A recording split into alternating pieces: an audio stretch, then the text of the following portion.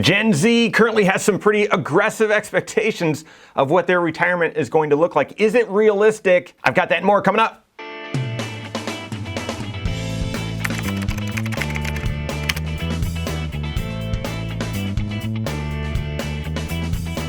My name is Mike Bernard. I'm the host of the Wise Money Show. I'm also one of the certified financial planners right here at Korhorn Financial Group. Make sure you hit that subscribe button, turn on notifications, and smash that thumbs up button. When I was just graduating college, I knew I felt this calling to be a certified financial planner and help people with their personal finances and understand and learn all the technical nuances of Roth conversions and when this would make sense and transitioning businesses and how all that would work and the tax ramifications and all of that. Just how all 6 areas of your financial life, the seemingly disconnected parts of your financial life, are actually connected, and how you need to understand the relationship of those connections in order to make great financial decisions, like when to retire or how to structure your retirement income or how much to be saving towards retirement, blah, blah, blah. All of that sort of stuff. Just felt that passion towards it. And yet, I also, and maybe this was because of my family situation at the time, my folks, as I was graduating college, they were looking towards that next transition, which was, well, when could they retire? And so, yeah, I remember early on thinking, I don't know, I want to retire, maybe in my mid 50s or late 50s. And that wasn't just me. That's not unique to me. A lot of young professionals feel that way, that they want to retire early. And I think there's a few roots to that. And one is most of us would rather have more flexibility and freedom with our time, more leisure and choice than stuck working. And so when you're starting your career, you're looking forward to, well, when is that career going to be over so I can do the things I really want to do? I think that's human nature, number one. But the other thing, and I've talked about this a lot on the Wise Money Show, is I think we're inherently programmed to think, well, each generation is going to have it better than the previous generation. We certainly have had it better in quality of life, more amenities, more conveniences, more comfort. Think about even just 100 years ago, the comforts that you have today compared to 100 years ago, 50 years ago, even 20 years ago. I was telling my kids recently, I got my first cell phone when I was in college. That seems crazy. That seems, incredible. Right now, college students are trying to figure out, well, how can I use AI to write my paper but not have it be plagiarism? I was trying to figure out texting and texting using numbers as opposed to texting with letters. And so, each generation, again, quality of life has gotten better. But when it comes to finances, we apply that same logic. Well, if my parents retired in their mid 60s, then certainly I'll be able to retire sooner than that, right? And so I think it was sort of fused between those two ideas that, well, yeah, 55 or by my late 50s, I would expect to retire. Financially, guys, that's not necessarily how it's going to work. And there's a few reasons for that. One, you're going to live longer than the previous generations. At least that's what all the studies tell us. And therefore, if you're going to live longer, then your retirement could be longer. And I would take that trade. I'd like to live longer, even if that means I work a little bit longer. I'd take that trade. Most of us don't view it that way. And then next, financially, life is getting more expensive.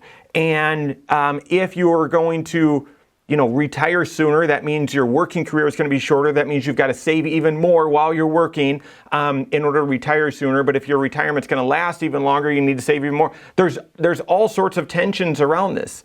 Throw on top of that, Social Security age being delayed. It's now your full retirement age is 67. When I started 20 years ago at 65, they've transition it to 67. They'll likely transition it to 70. They haven't made any big changes with Medicare, at least the age, but the cost of Medicare has been rising and healthcare coverage in general. So there's all sorts of tensions that I think when you expand, and expand your perspective, you'll realize that it's not just this automatic that, well, previous generations retired at 65, you'll be able to retire at 60. Or your parents retired at 60, you'll be able to retire at 55.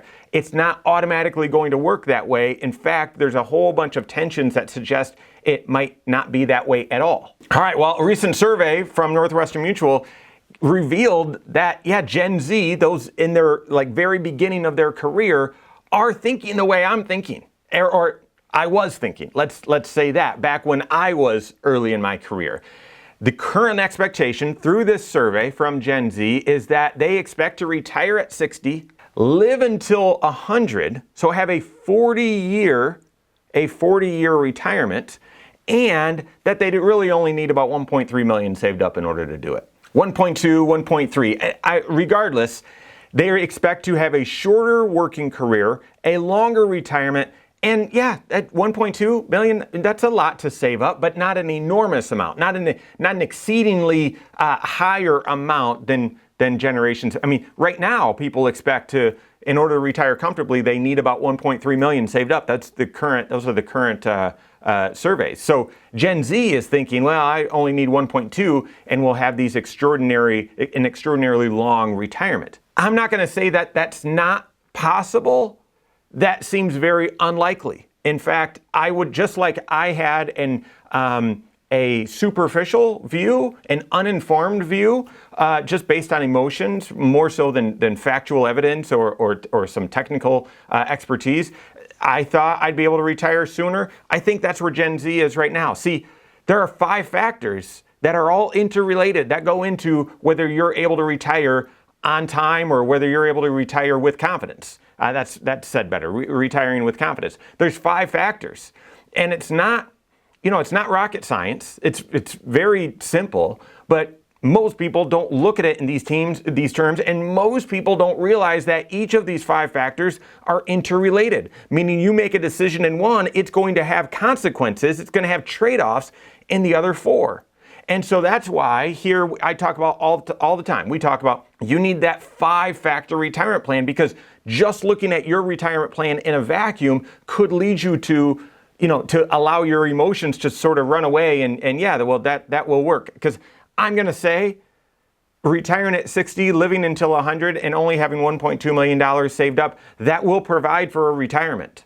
But it's not a retirement that is going to allow you to keep the same lifestyle you had while you were working. You'll have to reduce your lifestyle significantly. And maybe that is what Gen Z is for the most part expecting to do. I would doubt it. So those 5 factors. What age do you want to be done? When do you want to be done working? And just like I'm sort of drawing out from this survey, it's not just what age do you want to be done, what's your life expectancy? How long do you expect your retirement to be? Simple analogy. If I'm going to Walt Disney, if I'm taking the kids and the family to Disney and I'm going for a weekend, how much is that going to cost compared to if I'm going for a week? Well, geez, going for a week is going to cost a lot more than going for a weekend. What about if I go for a month? How much is that going to cost compared to going for a week or going for a weekend? The longer I'm staying at Disney, the more it's going to cost. The longer your retirement is, the more you need to have saved up. It's just that's just a basic principle. So when do you want to retire? And essentially, what's your life expectancy? So that's age. That's the first factor. Second is what's your spending? How much do you plan to spend in retirement? And most people, they desire, their hope, their intention is to have the same lifestyle while they're retired as they were when they were working. Now, some things change. You've got to pay for your health insurance, right? Right now while you're working, maybe your employer is paying all of it or most of it. In retirement, you'll be paying for all of it. You might have a mortgage now that gets paid off in retirement. You might not travel as much as you want to right now because you're working, and in retirement, you want to travel more. So there's going to be changes to your lifestyle. But for the most part, you want to maintain your same standard of living. Second, how much are you planning on spending in retirement? And then what are those, this is currently there today, but it won't be there in retirement. This isn't there today, it will be there in retirement. So what are the add-ons or drop-offs, and then apply an inflation rate to that. So that's the second factor. Third is what are your income sources in retirement? And so if Social Security is going to continue to be delayed and you don't have a pension, your retirement income might be strained. It might be mostly withdrawals from investments. Maybe Gen Z is expecting to work part-time or have some other sources of income. That's great, but that you've got to answer that question for yourself. How much do you have saved up for retirement and how much are you currently saving? That's the fourth factor. This is the one that gets all the attention. And then the fifth is how much risk are you comfortable taking with your investments? Meaning, are you comfortable taking a high level of risk to hopefully get a high level of return? Or by the time you're retired, you want to reduce your risk really, really low so you don't have to worry about your investments and are comfortable or are willing to accept the lower rates of return. Those are the 5 factors that are all connected, all interrelated, that help determine whether you can retire with confidence. And therefore, if you say, I'm going to, so take the Gen Z, for example, going to retire by age 60. Well, that's an early retirement. And if your life expectancy is truly, another 40 years beyond that, that suggests you might need to spend less, find other ways to have retirement income, or save up more or take more risk. There's a trade-off with that. There is. And with this survey saying, well, I expect to have a long retirement and not really have that much more saved up, I think the consequence, without knowing, will need to be, well, you're going to spend less, you're going to have to make some cuts in your lifestyle, or you're going to have to work part-time or find some other income sources. The point is not that, hey, Gen Z, it's unrealistic. No, it doesn't seem to. It doesn't seem to align with the 5-factor retirement plan, a more experience-based approach to retirement. Maybe it works for you. The point here is work with your CFP to build that 5-factor retirement plan and see if you're on track for a confident retirement. If you are, fantastic. If you'd like to retire sooner, if you'd like to be able to spend more, if you'd like to be able to save less, make those adjustments, those trade-offs, and see what the result is, and help that inform the decisions that you're making. That's the first takeaway that I'd recommend. Not trying to bash Gen Z or whatever, or wherever you are. Do that work, do that 5-factor retirement analysis to see where you stand. Second, if you are in Gen Z, I would tell you it's more about habits right now, building the right habits, than it is about pinpointing exactly when you're going to retire and knowing exactly what your lifestyle is. Right now, if you're early in your career, make sure you're saving aggressively, at least 15% towards your retirement. If Social Security is only going to account for about 30 to 35% of what you need in retirement, but your Social Security gets a 12% contribution every single paycheck, because out of your FICA 6.2% and out of your employer's payroll tax 6.2%, 12% is going to Social Security, and that's only going to account for 30-some%.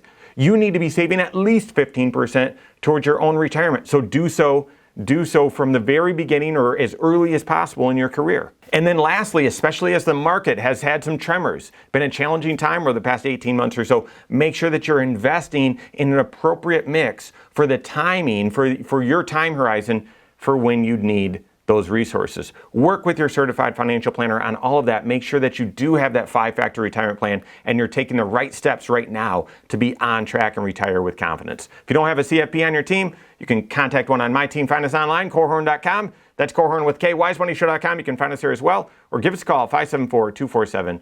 All right, there you have it. Go out and take your next wise step in your financial life.